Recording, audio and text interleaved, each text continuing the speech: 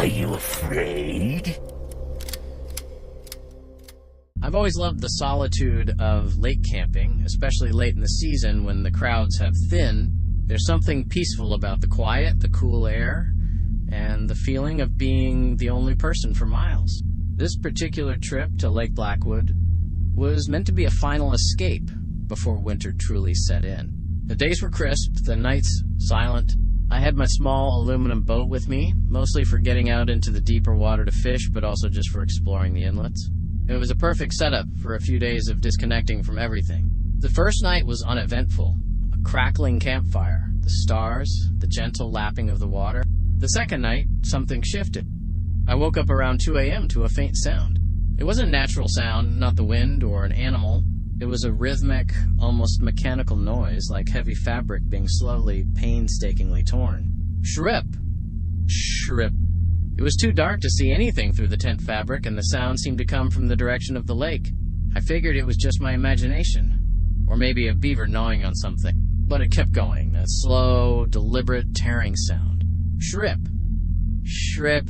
After about 15 minutes of listening, my curiosity finally got the better of me. I grabbed my flashlight and slowly unzipped the tent door.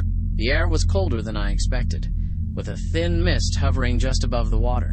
I scanned the shoreline first, then moved the beam across the surface of the lake. Nothing. The sound, however, was clearer now. It wasn't coming from the shore, but from out on the water, maybe 100 yards or so from where I was. I aimed my light, but the beam just seemed to dissipate into the mist. I could still hear it, though. That unnerving shrip. Shrip sound. Closer now, and it had a wet, squelching quality to it I hadn't noticed before. A sudden wave of unease washed over me. This wasn't a beaver. Beavers don't make that sound, and they certainly don't sound like they're slowly tearing something apart in the middle of a lake at 2 a.m. I considered just going back into my tent, but my blood was already cold. I decided to get into my boat. Foolish, perhaps, but I wanted to see what it was. I quietly untied the rope and pushed off, letting the gentle current carry me a little way out before I started the small electric motor. The sound grew louder as I approached, the tearing punctuated by a strange, almost guttural click. The mist was thicker now, clinging to the surface of the water, making it hard to see more than a few feet in front of the bow. Then I saw it. Just a faint outline at first. Through the swirling mist, a tall figure, rocking gently back and forth on its heels, standing in the water.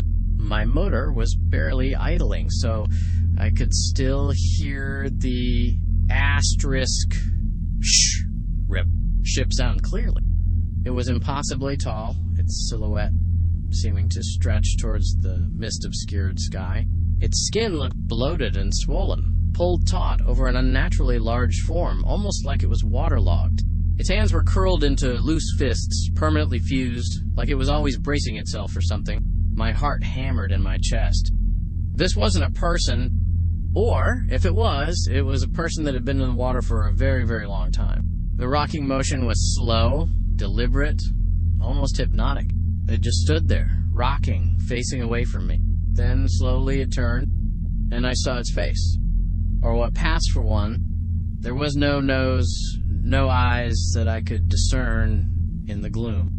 Just a mouth, gaping open, revealing not a normal set of teeth, but concentric rings of them, receding inward, one after another, like some horrific biological drill. The frep sound intensified, becoming faster, more frantic, and the guttural clicking was definitely coming from that mouth. I didn't think. I just reacted. I slammed the throttle forward, turning the boat violently around, splashing water everywhere. The small motor roared to life, cutting through the silence, and I sped back towards the shore, not daring to look back.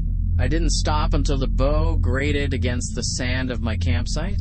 I practically leaped out of the boat, leaving it half in the water, and scrambled into my tent, fumbling to zip it closed as quickly as I could.